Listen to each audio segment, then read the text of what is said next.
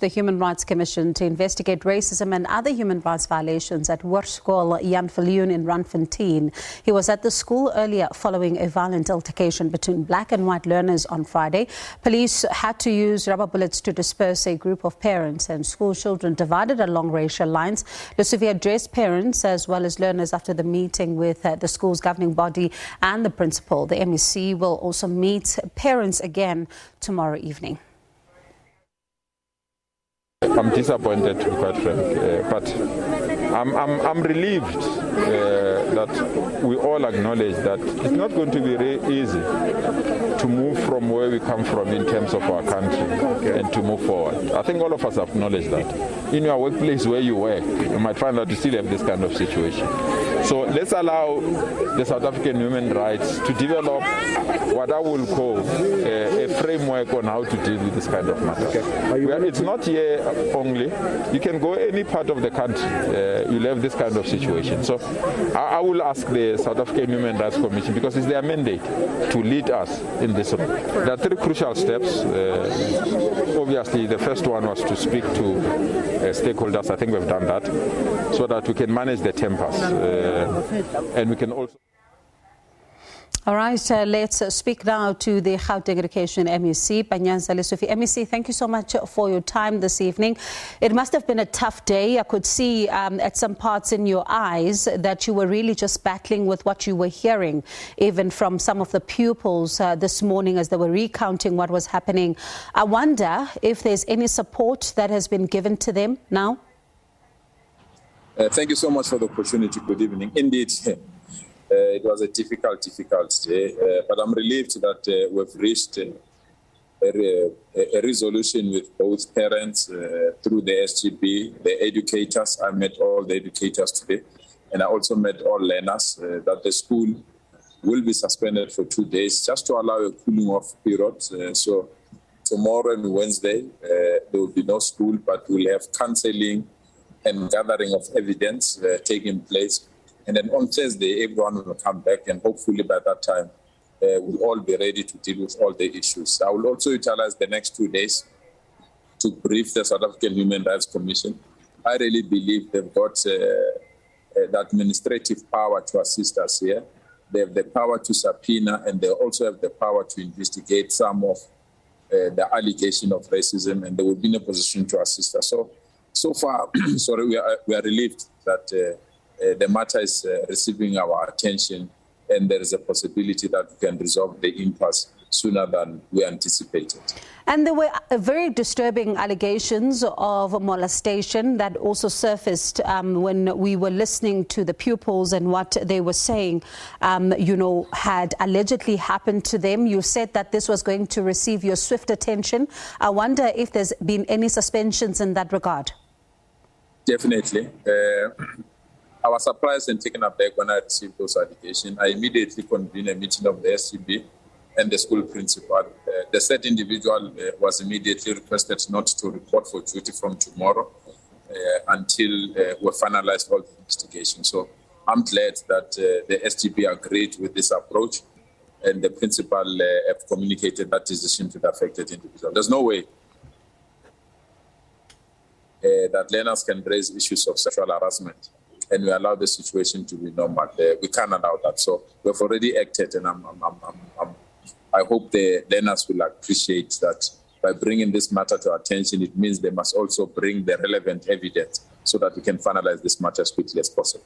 And what about the SGB? Because they do have a role to ensure that the governance of the school as well as the school is run in a proper manner. Now, if these allegations are surfacing and the pupils are saying it's been going on for quite some time, surely they should also be dipping their heads in shame, and even some of them really facing serious action.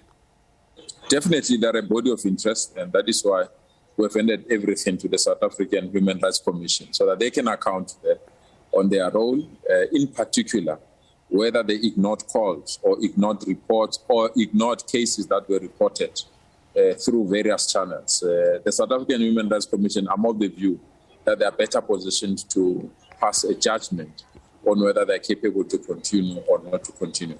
It's within that context that we feel that they can investigate any other matter.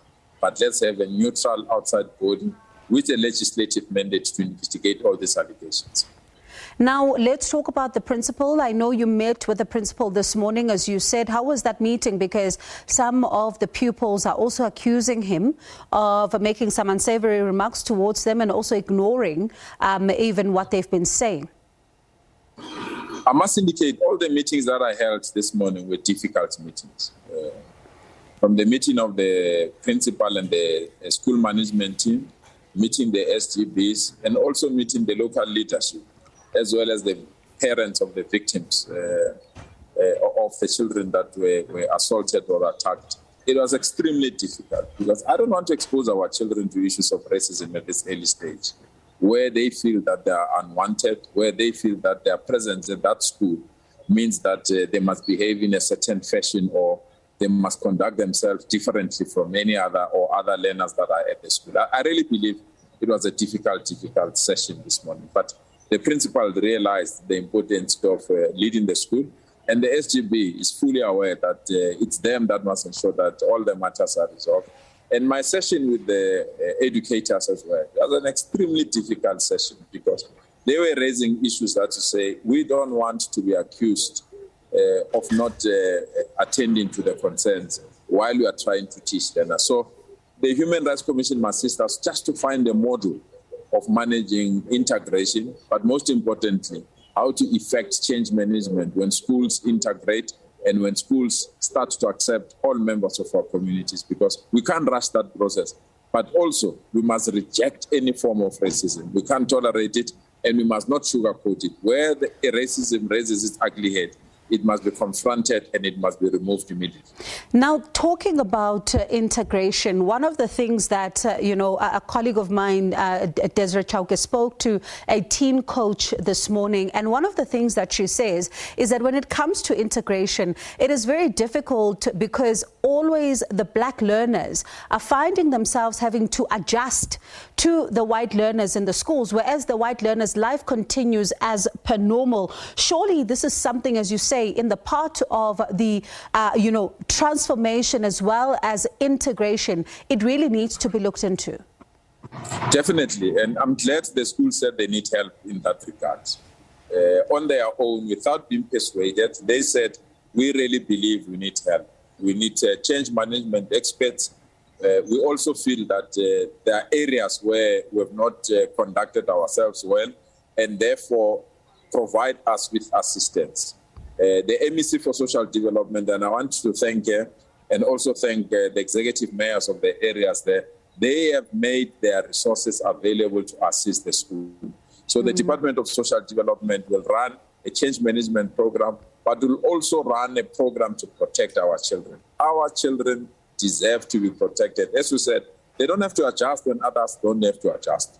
All of them must be treated equally, and all of them must feel at home. There must be no child that feel that they're a burden to other children or they're a burden to the school environment. They need to be protected and they need to be supported. You talk about how difficult the meetings you've had have been, and I know tomorrow you're going into another meeting with the parents who it was very clear outside when police had to even use rubber bullets that the tensions were palpable and they were divided along racial lines. I wonder how much of a worry is this for you ahead of the meeting tomorrow, and are we likely to see security being beefed up? Yeah, we are worried about that. That is why we have rescheduled that meeting from tomorrow. We still feel the tempers are still too high. So that meeting will now take place on Thursday. We still believe we must meet other stakeholders before we can go to that meeting. So we want to meet community formations and we want to meet representatives of CPFs and other organizations before we can go to that parents' meeting. So that meeting has been rescheduled for Thursday, and we believe by that time tempers will be low, and we can be in a position to have a constructive and meaningful meeting with parents. MEC, let's change gears slightly. As we speak, there's a situation unfolding at the Basic Department Education offices in Tshwane. Our reporter, Mahlaku Komane, is there and spent some time speaking to parents who were talking about how frustrated they are that around 165 children are yet to be placed in schools. There was also some vandalism that took place there. A door was damaged. They say they need answers directly from you because they say they've written to you. Your response? I'll meet them, but you don't have to destroy property to meet with the MEC. It's uncalled for. It's something that must not be encouraged. And I'm very reluctant to meet people purely because they vandalize properties, they want to meet with us.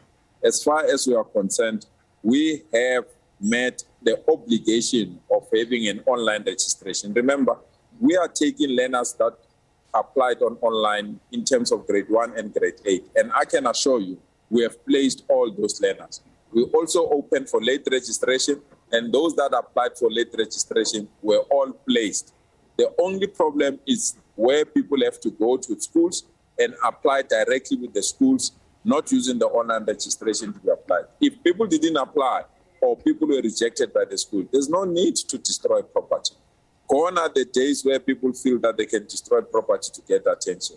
I will meet with the relevant parents, but we must not allow to be held hostage by people that believe that they can destroy property to get audience. And I don't think that we should allow that situation to continue. So listening to you, are you saying that in fact, the claims that they have applied in good time are not necessarily true, or they went directly to the school? I'm trying to get a sense of what you think is at play here.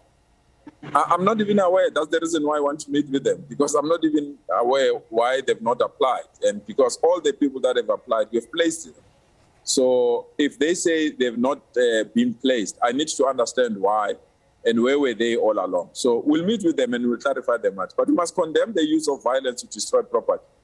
It takes lots of resources to fix some of these properties. It's a bad culture that if you have a difference or you want your child to be placed, you must vandalize or destroy property. You must not tolerate that and allow that.